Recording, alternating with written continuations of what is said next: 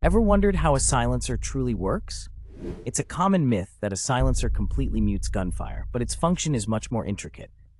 When a bullet is fired, it creates a rapid expansion of gases that produces a loud bang. A silencer, or suppressor, reduces this noise by allowing these gases to expand slowly and cool down before exiting. Inside the silencer, baffles disrupt the gas flow, creating turbulence that decreases speed and pressure. This process significantly lowers the sound level.